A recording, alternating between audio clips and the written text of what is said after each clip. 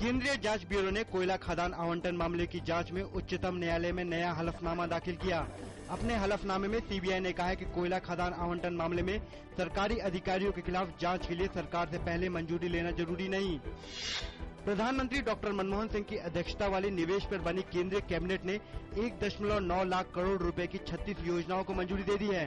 इन योजनाओं में ऊर्जा, सड़क, बंदरगाह, सीमेंट और पेट्रोलियम संबंधी योजनाएं शामिल हैं। इस फैसले में ऊर्जा संबंधी 28 योजनाओं को मंजूरी दी गई है। ओडिशा के कोरापुट जिले में सीमा सुरक्षा बल के एक वाहन को आज नक्सलियों ने आईईडी विस्फोट से उड़ा दिया।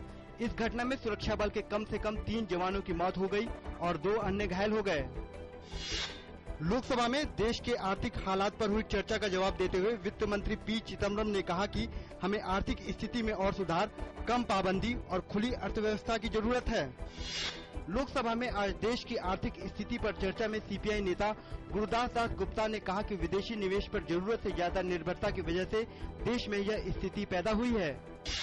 भाजपा के वरिष्ठ नेता यशवंत सिन्हा ने यूपीए सरकार को देश की खराब आर्थिक स्थिति के लिए आड़े हाथों लिया। उन्होंने कहा कि देश के मौजूदा हालात के लिए यूपीए सरकार की सुस्ती और भ्रष्टाचार जिम्मेदार है। उन्होंने कहा कि इस सरकार को सत्ता में बने रहने का कोई हक नहीं है।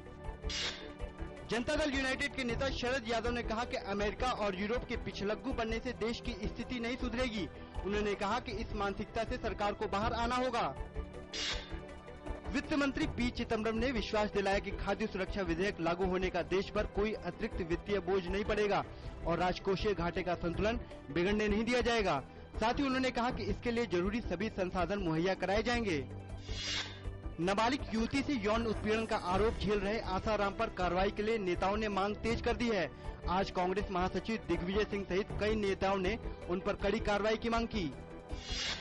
कांग्रेस पार्टी के उपाध्यक्ष राहुल गांधी ने कहा कि आज अगर दलितों को आगे बढ़ना है तो उनके लिए शिक्षा बहुत जरूरी है।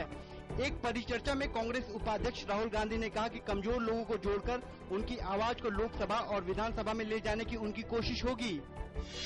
शेयर बाजार में देखी गई गिरावट, सेंसेक्स 590 अंक गिरकर 17,968 अंक पर हुआ बंद।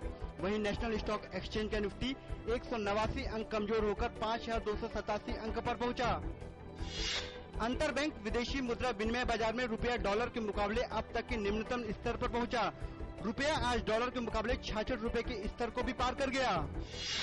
भारतीय हॉकी टीम एशिया कप के सेमीफाइनल में पहुंची।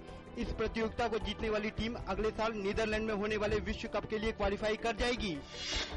पोलैंड में आयोजित विश्व कप तीरंदाजी प्रतियोगिता में स्टेज 4 में स्वर्ण पदक जीतने वाली भारतीय महिला रिकर्व टीम ने आज तीरंदाजी संघ के अध्यक्ष वीके मल्होत्रा से मुलाकात की। महिला तीरंदाज दीपिका कुमारी ने कहा कि भारतीय टीम आगे भी अपना शानदार प्रदर्शन जारी रखेगी।